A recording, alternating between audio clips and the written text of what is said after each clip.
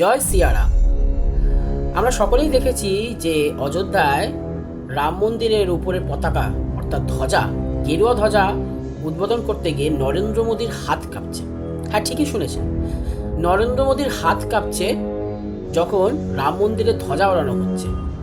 আবার তিনি গোয়াতেও বিশাল বড় রামের মূর্তি বানিয়েছেন। কিন্তু যেই সমস্ত জায়গায় মন্দির ভাঙা হচ্ছে বিজেপি শাসিত রাজ্যগুলোতে, সেই মন্দির ভাঙার সময় কি একবারও হাত কাঁপছেন আপনার নরেন্দ্র মোদীজি? আপনারাই দেখুন।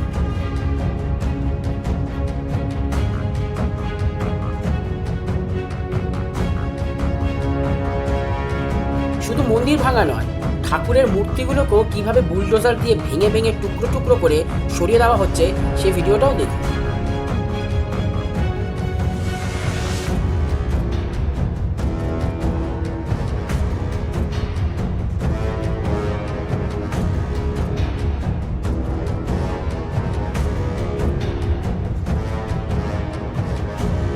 এইসবে হাত কাঁপেনি আমাদের দেশের প্রধানমন্ত্রী নরেন্দ্র মোদী।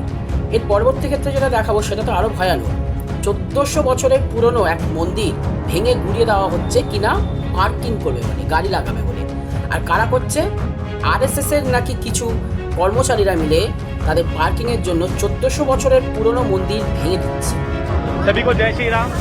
ये हिंदू टेम्पल है आपका अपना झंडे वालान मंदिर में, और ये आरएसएस की बिल्डिंग है यहाँ पर अपना झंडे वालान मंदिर में।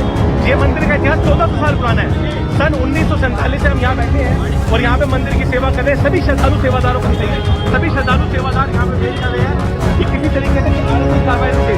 सिर्फ और सिर्फ आरएसएस को पार्किंग चाहिए, सिर्फ पार्किंग के चक्कर में इस मंदिर को तोड़ा जाता है।